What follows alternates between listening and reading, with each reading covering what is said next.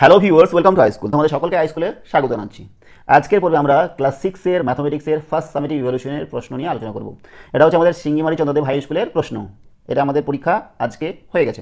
তোমাদের স্কুলে যদি পরীক্ষা না হয়ে থাকে তাহলে তোমরা একটু দেখে যাও, এর মধ্যে তোমাদের কোনো প্রশ্ন কমন আসলেও আসতে পারে। শুরু করছি আমরা 1 নম্বর প্রশ্ন। নিচের প্রশ্নগুলির উত্তর দাও। 6 দশাংশ হলো, 6 দশাংশ মানে হচ্ছে 0.6, দশাংশ মানে হচ্ছে দশমিকের মানে পরে একটা সংখ্যা, ঠিক আছে। 9 এর রোমান সংখ্যা হলো, 9 এর রোমান সংখ্যা কত? এটা জানি খুবই সহজ, 9। এটা হচ্ছে 1, সামনে 1, তারপরে 10। আচ্ছা, ওয়াই থেকে 7 বিয়োগ করলে কত হয়? y-7। ওয়াই থেকে 7 বিয়োগ করলে y-7, 3 নম্বরটা, ঠিক আছে।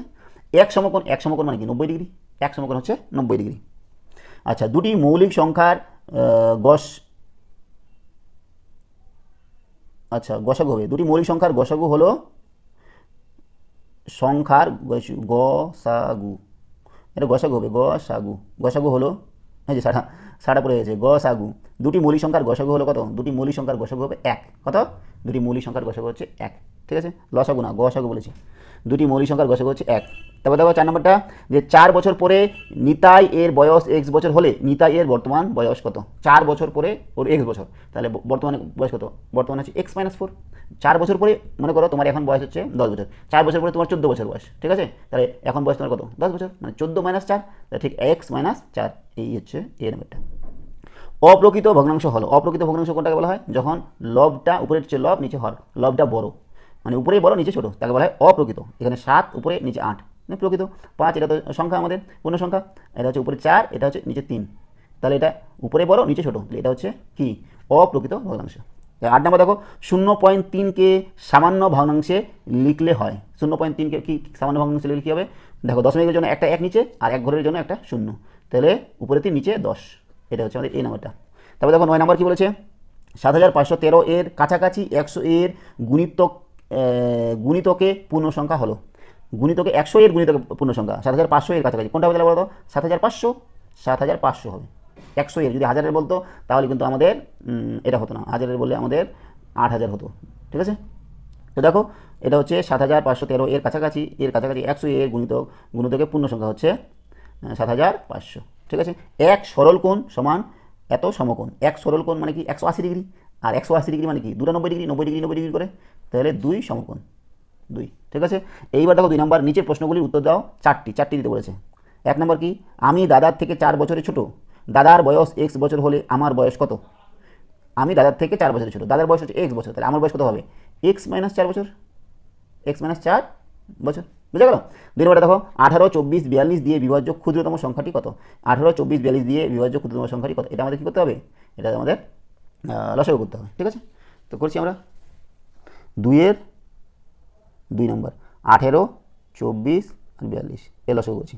2 দিয়ে যাবে, 2 9 18, 12 দুগুণে 24, 21 দুগুণে 42। আচ্ছা, 3 দিয়ে যাবে, 3 থেকে 9, 3 4 12, 3 7 21, আর যাবে না। তাহলে লসাগু কত হবে? 2 গুণ 3 গুণ 3 গুণ 4 গুণ 7। তাহলে গুণ করছি আমরা, 3 দুগুণে 6, 6 3 18, 6 3 18, আর 7 4 28। গুণ করে কত হবে? 8 8 64, হাতে 6, 8 একে 8, 9 10 11 12 13 14, 2 দিয়ে গুণ করলে 8 2 16, হাতে 1 2 3 36, 4 0 3 4 5, 504।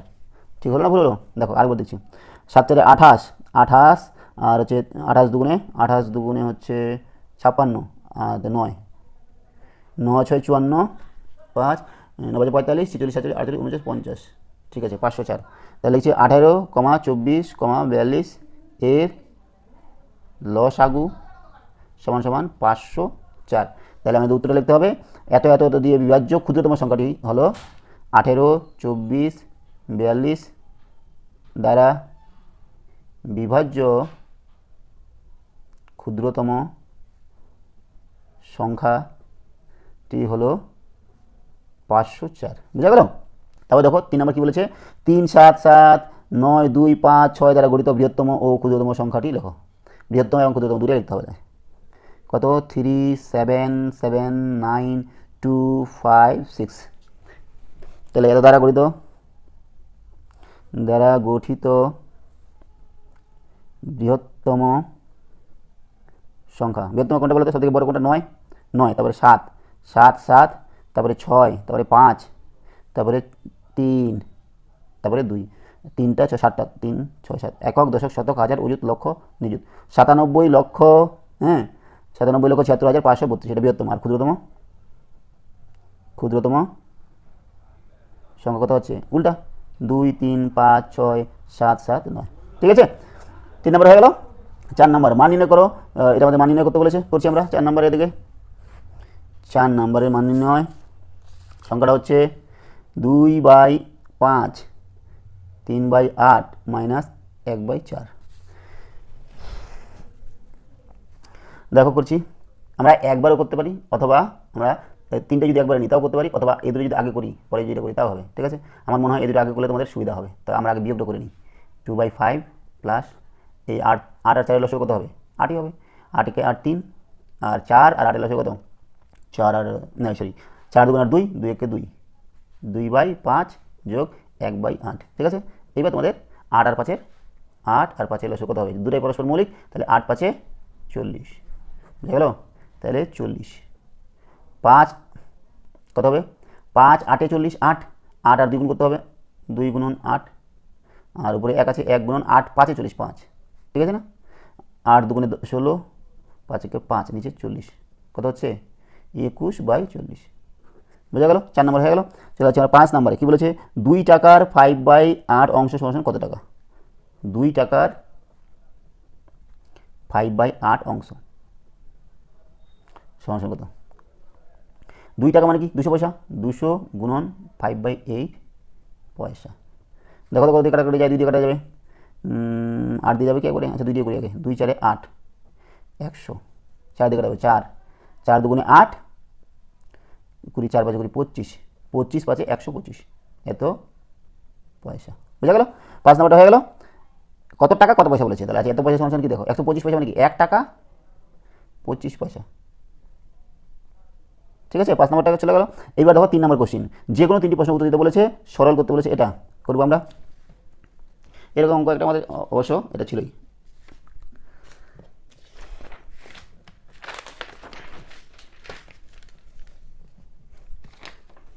তিনের 1 নম্বর সরল করতে বলেছে, 6 পূর্ণ 2/5 প্লাস 3 পূর্ণ 1/3 প্লাস 1/2 মাইনাস 7/10। দেখো ভাঙাচ্ছি, 5 5 আছে গুণ করতে হবে, 6 30 আর 2 32, প্লাস এটা কত 3 3 আর 3 কত 9, 3 থেকে 9 আর 1 10, যোগ 1/2, তাই না 1/2 মাইনাস 7/10, বুঝা গেল। এইবার আমরা কী করতে পারি, তোমরা একবারও করতে পারো, অথবা আগে যোগগুলো করলে পরে বিয়োগটা করতে পারো, ঠিক আছে।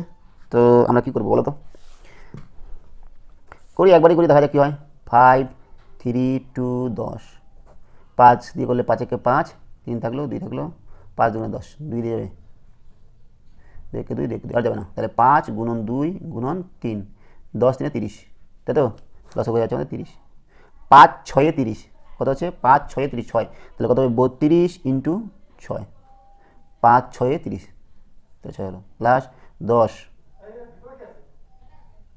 3 10 30, 10 3 10 30, 10 আর 10 আর 10 গুণ করলে 1 2 2 দিয়ে ভাগ করলে 30 15, 15 একে 15, 10 3 30 3, 10 3 30 3, তাই না, আর 3 এর সাথে করতে হবে,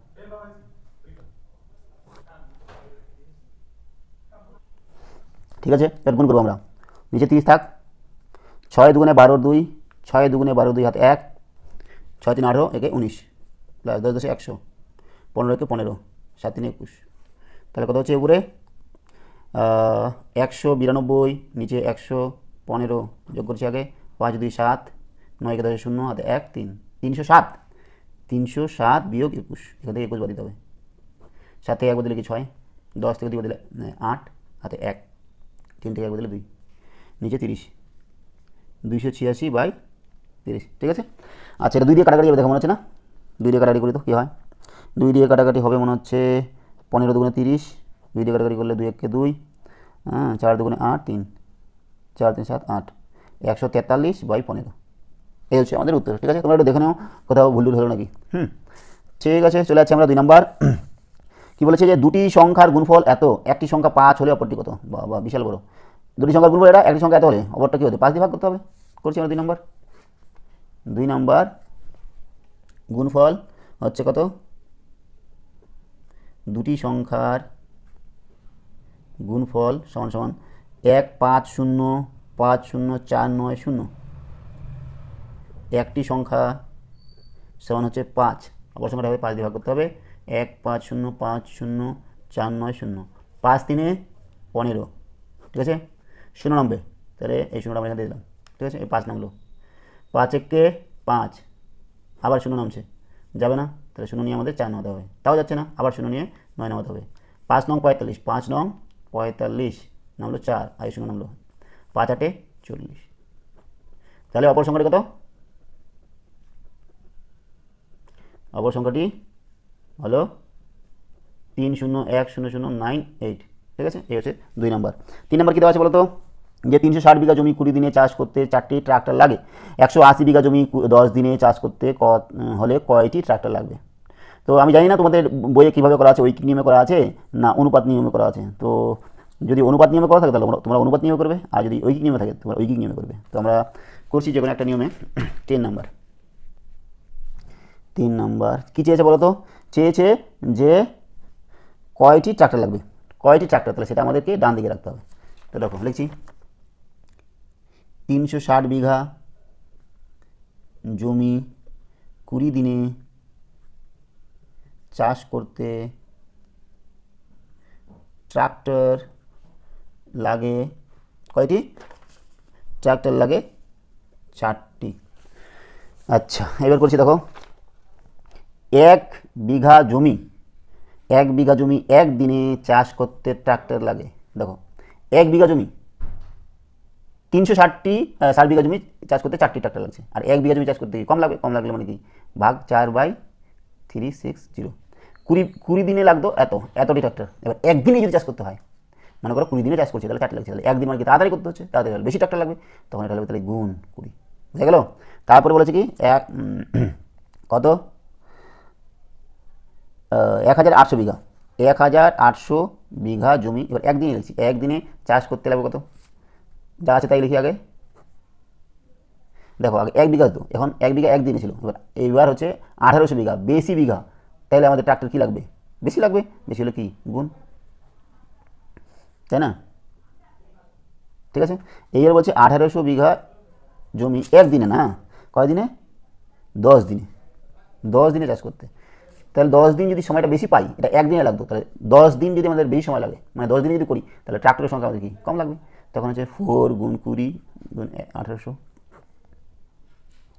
10। এবার কাটাকাটি করছি, এই কাটলাম 18 দুগুণে 36, 2 দুগুণে 4, 4 2 দুগুণে 4, 40টি ট্রাক্টর লাগবে, ঠিক আছে, উত্তর হয়ে গেল আমাদের 3 নম্বর। এবার 4 নম্বর 16.2/3 মিটার লম্বা ফিতের 3/8 অংশ কেটে নিয়ে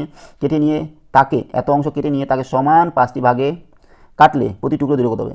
আবার দেখছি, এত মিটার লম্বা ফিতের এত অংশ কেটে নিয়ে তাকে সমান 5টি ভাগে ভাগ করলে প্রতি টুকরো দৈর্ঘ্য কত হবে? এই অংশটা, তাই না? এত মিটার লম্বা ফিতার এত অংশ কেটে নিয়ে তাকে সমান ভাগে, মানে যেটা কাটলাম সেটাকে 5 ভাগে ভাগ করছি, তাই তো? এটুকু আমি বুঝতে পারছি। 4 নম্বর 16.2/3 মিটার এর কত অংশ? 3/8 অংশ, সমান কত হবে বলো তো? 3 16 দিয়ে গুণ করতে হচ্ছে, 16 3 48 আর 2 50 গুণন 3/8, এত অংশ মানে এত মিটার। 3 দিন কাটা গেল, ঠিক আছে, এবার 2 দিয়ে কাটবে না, 2 দিয়ে কাটলে হচ্ছে 4 25, তাহলে 25/4 মিটার। তাহলে এটাকে আবার কত অংশে কাটা হয়েছে? এটাকে 5 ভাগে ভাগ করা হয়েছে, তাই না? তাহলে 25/4 মিটার ডিভাইডেড বাই 5, তাই না? 5 ভাগ করেছি, তাহলে 25/4 ইন্টু 1/5 হবে, 5 5 25, 5/4 সমান 1/4 মিটার, তাই তো? তাহলে উত্তরটা কী বলো তো? প্রতি টুকরো দৈর্ঘ্য, অতএব প্রতি টুকরোর দৈর্ঘ্য সমান 1/4 মিটার। এই হচ্ছে আমাদের সিঙ্গিমারি চন্দ্রদেব হাই স্কুলের ক্লাস 6-এর ম্যাথামেটিক্সের 2025 সালের ফার্স্ট সামেটিভ ইভ্যালুয়েশনের সমাধান। আজকে আমরা এখানে রাখছি। সঙ্গে থাকার জন্য অসংখ্য ধন্যবাদ। দেখা হচ্ছে পরের ভিডিওতে। Have a